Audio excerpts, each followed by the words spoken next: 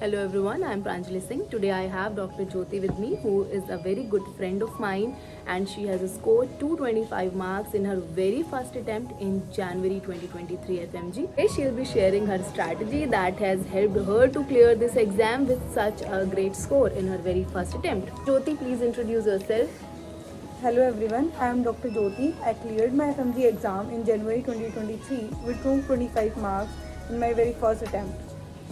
So Jyoti, like you came up with such a great result, with such a great score. When did you actually start preparing for this exam? Actually, I started my preparation from March, but and that time I'm not serious. March 22, but that time I'm not that serious. Like I really started my preparation from the June, like seriously from the June 2022, and like I start mainly from June 2022. Basically हमारा जो main preparation होता है वो last का 6-7 months का ही होता है सब. बस स्टार्टिंग में तो मार्च में लाइक 2 या 3 घंटे पढ़ लिया, 3 से 4 घंटे, but like it's consistent because उस टाइम पे हमारे कॉलेज टाइम था, हमारे एग्ज़ाम्स होते थे, उसके लिए थोड़ा सा एग्ज़ाम देना जाना पड़ता था, तो काइंड ऑफ उसमें थोड़ा डिस्ट्रैक्शंस हो जाता है. And then you started very seriously अपना जो प्रिपरेशन था आखिरी के 6 महीने almost from the June, like June July. जब मेनली तो जब FMG एग्जाम हो गया तब लाइक प्रेशर आ गया ना, लाइक इट्स आवर अटेम्प्ट, किसके बाद अपना ही बारी, इसके बाद अपनी ही बारी है, तो हमें ही करना. हाँ, सो आफ्टर दैट तो बेसिकली 6-7 महीने का सीरियस प्रिपरेशन मोस्टली इतना ही होता है लोगों का. अच्छा, so what was your source of preparation? Like मेरा कोई एक सोर्स नहीं था. Like I opted for the teachers, कि mainly not for sources, I opted for teachers, कि जो मेरे को टीचर्स जिनसे मुझे समझ आता था, लाइक मेनली जो मुझे मतलब जिनसे मेरे को याद करने में चीज़ें प्रॉब्लम नहीं होती थी, तो मैंने टीचर्स को वो करा. लाइक अगर मेरे को फार्मा GRG सर से समझ आ रही है, देन मैंने GRG सर से करी. लाइक नॉट लाइक मैंने कोई भी सोर्स को कम्प्लीटली नहीं फॉलो करा, कि मैंने प्रेपलेड कोई करा हो या मैरो को करा हो या किसी भी सोर्स को कम्प्लीटली नहीं करा.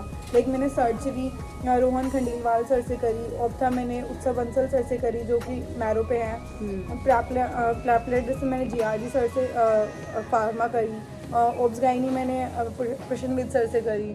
तो का मतलब मैंने टीचर्स डिसाइड कर लिए हर सब्जेक्ट के. हाँ, कि लाइक मुझे इन टीचर से पढ़ना है. This is actually a great way, क्योंकि हम लोग कंफ्यूज रहते हैं कौन सा रिसोर्स हमें फॉलो करना है, कौन सी कोचिंग लेनी है. So this is a great way कि हम पहले ही चूज़ कर लें कि जिस सब्जेक्ट में हम कंफ्यूज हैं. और उसका बेस्ट तरीका है, मुझे ये लगता है कि जब भी प्रिपरेशन स्टार्ट करो, शुरुआत के कुछ दिनों में एक्सपेरिमेंट कर लो. हर जगह से पढ़ के देख लो जो भी ऑप्शंस हैं, फिर एक टीचर चूज़ करके उसके बाद चेंज नहीं करना. एक सब्जेक्ट का जब एक टीचर चूज़ हो जाए उसके बाद चेंज नहीं करना. एंड आई थिंक ये बेस्ट तरीका भी है कि पहले हम एक बार हर एक जगह से देख लेते हैं कि कहाँ क्या अच्छा है क्या नहीं है, देन डिसाइड कि ना तुम्हें किस टीचर से समझ आ रहा है, किससे नहीं आ रहा. तो मतलब मेनली आप पहले सबसे पढ़ के देखो, जिससे तुम डिसाइड करो कि जिससे तुम्हें बेटर तुम अंडरस्टैंडिंग है तुम्हारी, उससे तुम जल्दी चीज़ें लर्न कर पा रहे हो, या तुम्हारी मतलब ग्रास्पिंग पावर किस टीचर से ज़्यादा वो कर पा रही है, तो तुम उस टीचर के जा सकते हो, उस टीचर के साथ एक्चुअली. फिर उसके बाद तो आई डोंट थिंक तुमने भी अपना सोर्स एंड तक चेंज किया होगा. नहीं, and then I never change my source. Like ना उसके बाद I join coaching like DPGI for the revision, but because मेरा मेन मोटो क्या था उसके लिए, जो मैंने टीचर्स फॉलो करे थे, मेन टीचर्स उसमें वही थे. लाइक गायनी के लिए प्रशनविद सर ही आ रहे थे वहाँ पे, और मतलब जो सर्जरी के लिए रोहन खंडेलवाल सर ही आए थे. जो टीचर्स मेरे नहीं सेम हो रहे थे, वो मैंने खुद से मतलब रिवीजन कर लिया था प्रेपरेटर वाले नोट से, या जो भी मेरे नोट्स थे उनसे. हाँ, तो मत चूज़ वन टीचर. एक्सपेरिमेंट जितना भी करना है शुरुआत में कर लो, then choose one teacher for a single subject. उसके बाद do not change that teacher till the day of your examination. This is the key. Last time में अपना कभी भी रिसोर्स चेंज मत करना, और कभी भी ये नहीं सोचना कि ये टीचर अच्छा पढ़ा रहा, वो टीचर वो नहीं. एक टीचर चूज़ कर लो, उसके बाद stick to that teacher till the end. वो जो तुम पहले बाद में जो चेंज करते हो, उससे पहले जो टाइम इन्वेस्ट तुम पहले ही टीचर सेलेक्ट करने में लगा लो कि ना कि मेरे को एग्जैक्टली किस टीचर से पहले ही बेटर अच्छे समझ आ रहा है। देन उसके बाद तुम्हें लास्ट में तुम्हें खुद भी नहीं होगा कि मैं अपना टीचर चेंज करूँ, क्योंकि ऑलरेडी तुम अपना बेस्ट टीचर सेलेक्ट कर चुके होगे। एग्जैक्टली, तो डाउट ही नहीं रहेगा कि वो हाँ, डाउट ही वो टीचर अच्छा क्योंकि है। लास्ट टाइम में वो मेरे काम शुरू स्टूडेंट्स को होना क्या होता है, कंफ्यूजन हो जाती है कि मेरा टीचर ठीक था या नहीं, मैंने जो सोर्स फॉलो कर रहा हूँ वो मेरा सही है नहीं है। तो मेनली स्टार्टिंग में तुम पहले एक्सपेरिमेंट करो कि ताकि तुम्हें लास्ट में जाके ये कंफ्यूजन ना हो कि तुम जो कर रहे हो वो सही है या नहीं। Exactly. So, Jyoti, coming to the next question, what was your strategy, the most important one?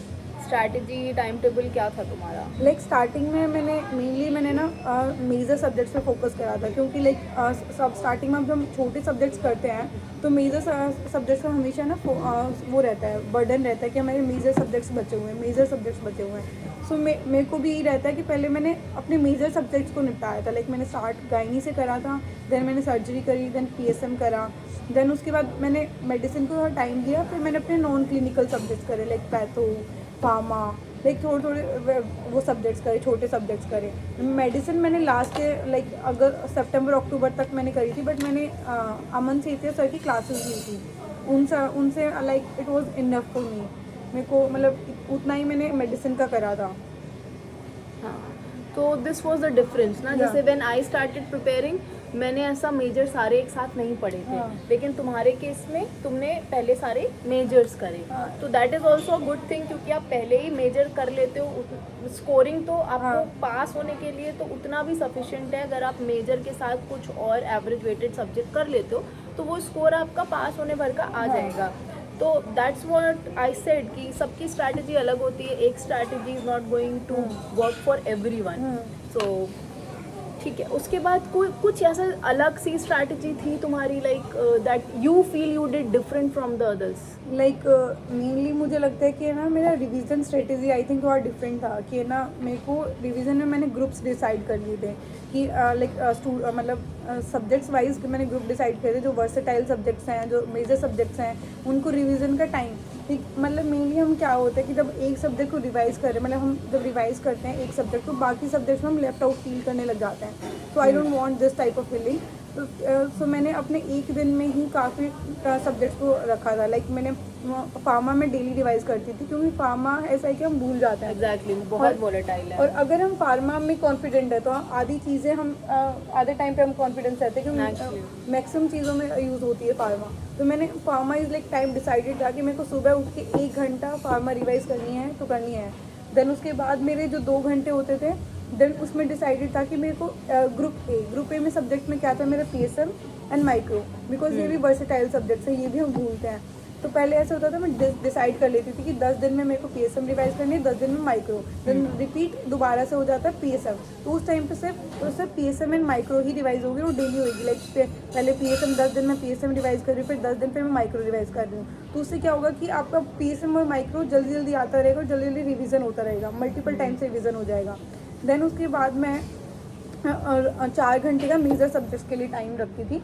Like gynae कर लिया, सर्जरी कर लिया, उन सब्जेक्ट्स के लिए टाइम रखती थी। देन उसके गायनी, सर्जरी और भी कोई लाइक कोई और सब्जेक्ट है जो मेरे को ऐसे लग रहा है कि मेरा वीक पड़ रहा है, उनके बाद मेनली टाइम मेरा गायनी सर्जरी में रिवाइज करने में चला जाता, ताकि उनका मल्टीपल रिवीजन कर सकूँ और मैं अपना जो मेजर सब्जेक्ट है उसको स्ट्रॉन्ग कर सकूँ। देन उसके बाद मैं 2 घंटा रखती थी मेडिसिन के लिए, कि वो मेरे को रोज़ ही रिवाइज़ करनी है मेडिसिन। पहले मैंने 2 घंटे रखे, बट जब मेरा एक रिवीजन हो गया था तब मैं उस पर 1.5 आवर पे आ गई थी कि मतलब मेरे को रोज़ मेडिसिन रिवाइज़ हो रही है। तो उससे मेरे को मेडिसिन, क्योंकि मेनली अपना क्या होता है कंसर्न कि हमें मेडिसिन रिवाइज़ नहीं हो रही, मेडिसिन मेजर सब्जेक्ट है। जब अगर हम कभी मेडिसिन को लेके बैठेंगे एक सब्जेक्ट के लिए तो बहुत बड़ी लगेगी। इससे अच्छा है कि हम डेली रिवाइज़ करेंगे, वो बड़ा भी नहीं लगेगा और मल्टीपल टाइम्स में रिवाइज़ भी हो जाएगा। तो इस मेडिसिन को आप डेली रिवाइज़ कर सकते हो।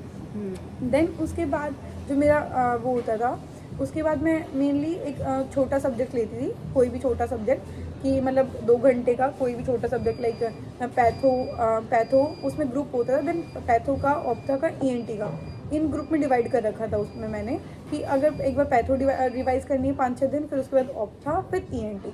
इससे मतलब और ये वाले वर्सेटाइल सब्जेक्ट्स मेरा टाइम टू टाइम रिवाइज होते रहते थे।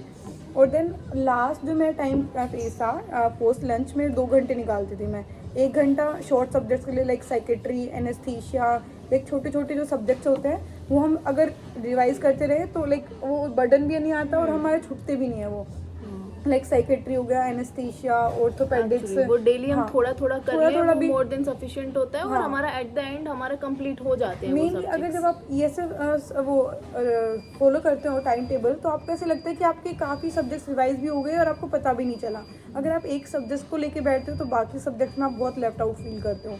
इस तरीके से आप सारे सब्जेक्ट के साथ लिंक्ड रह सकते हो कि ना कुछ भूलोगे भी नहीं और आपकी टाइम टू टाइम हर एक सब्जेक्ट की डिवीजन हो रही है एक ग्रुप के अकॉर्डिंग कि मेरे को उस ग्रुप में वो रिवाइज हो रहा है, इस ग्रुप में ये रिवाइज हो रहा है, रिपीटेडली इसमें ये रिवाइज हो रहा है। एंड लास्ट टाइम वो निकालती थी मैं 1 घंटा लाइक MCQs का कि कुछ भी PYQ कर लिया या कोई भी MCQ प्रैक्टिस कर ली या कुछ भी। तो वो यही मेरी स्ट्रेटेजी थी I think. This I feel तुम्हारी स्ट्रैटेजी का जो ये पार्ट है this is actually different Yeah. है ना। जैसे मेरी स्ट्रैटेजी में I also divided subjects into categories, लेकिन उसका बेसिस था वेटेज कि इसका जो मेजर सब्जेक्ट्स हैं सबसे ज़्यादा वेटेज के उनको 1 में रखना, एवरेज वेटेड को 1 में रखना और माइनर जो सबसे कम वेटेज के 1 में रखना। Now what she has done is also like it's also good, मतलब इसको भी ट्राई कर सकते हैं सब क्योंकि it is also a good thing. इसने जो कैटेगराइज किया है वो इस बेसिस पे किया है कि जो भी सब्जेक्ट्स हम सबसे ज़्यादा भूल रहे हैं, मोस्ट फॉरगेटेबल वन, उसको एक कैटेगरी में रख दिया, जो कंसेप्ट्स वाले हैं उनको एक कैटेगरी में रख दिया, जिसमें इमेज बेस्ड पूछे जाते हैं क्वेश्चंस उनको एक कैटेगरी में रख दिया। So this is again a very good strategy, follow कर सकते हैं।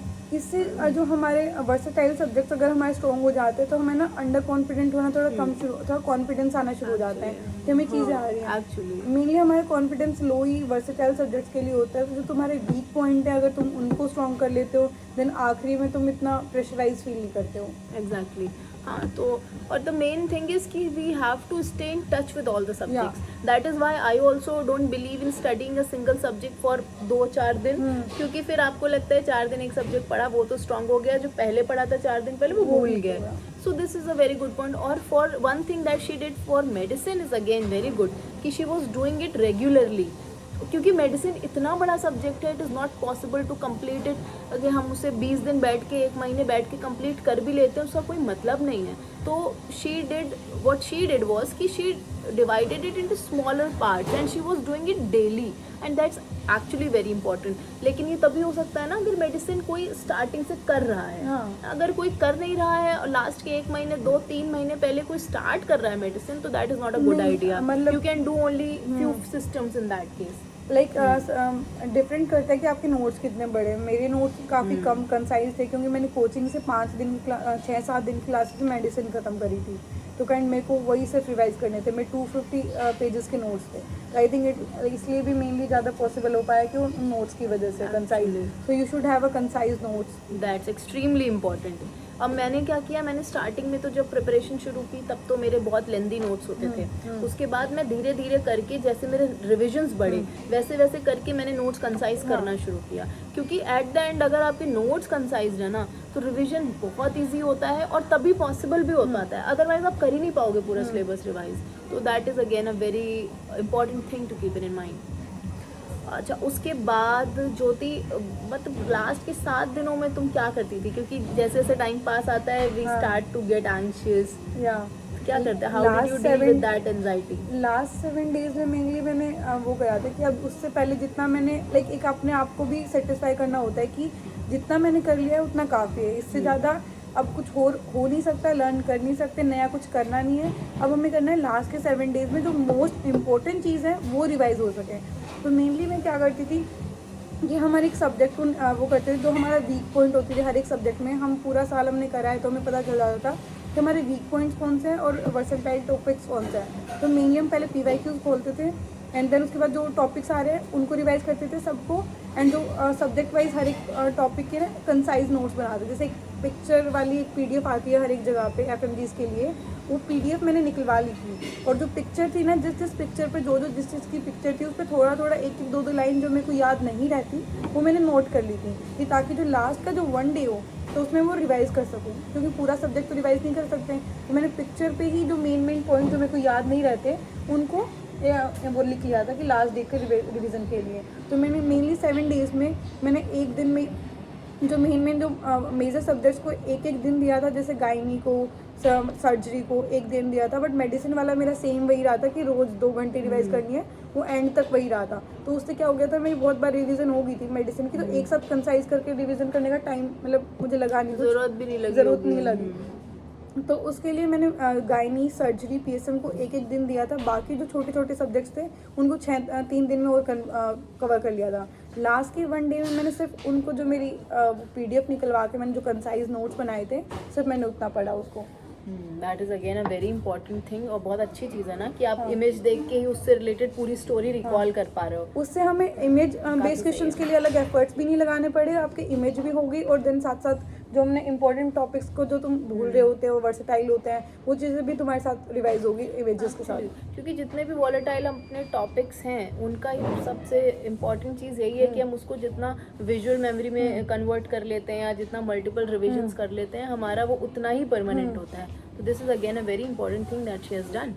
अच्छा, तो like how did you deal with your anxiety? कभी एंजाइटी होती थी लास्ट के कुछ दिनों में? मुझे लगता है मेरे को तो सबसे ज़्यादा ही एंजाइटी होती थी। तो मैं मतलब मेरे पास फ्रेंड्स थे, talk with your friends, like आपके पास फ्रेंड्स होने चाहिए जो आपको सपोर्ट करे, कि लाइक है ना कि इट्स ओके। सब ऐसा होता है ना कि हर टाइम होता है कि आपका आज आप दुखी हो तो लाइक नेक्स्ट डे आपका दूसरा फ्रेंड एंजाइटी में होता है, तो एक लाइक कॉप अप करना होता है कि आज वो आपको सपोर्ट कर रहा है तो नेक्स्ट डे उसको करना होता है कि ठीक है आज हो जाएगा, चल टेंशन ना ले, कि अगर इतना कर लिया है अपना तो 100% दे दिया है, तो अब इसके आगे क्या ही होगा। बारी बारी सब अपना दुखड़ा एक दूसरे को सुनाए, क्योंकि सबका ही ऐसे दिन आने हैं। दिस इज मतलब इनएविटेबल, होना ही होना है, we have to accept it कि सबका सेम स्टोरी है और एंजाइटी तो आनी ही आनी है, तो उसको ज़्यादा दिल पे नहीं लेना। और आई थिंक लास्ट डेज में तुम लाइक मैं group study kind of person हूँ कि लाइक मेरे पास 2 फ्रेंड्स थे, मैं लास्ट तक जो कि लास्ट डेज में मैंने उन्हीं के साथ रिवीजन करी थी। उससे क्या रहता है कि आप मोटिवेटेड भी रहते हो, थोड़ा एंजाइटी होने लगती है तो वो लोग चिल कर देते हैं, चल यार हो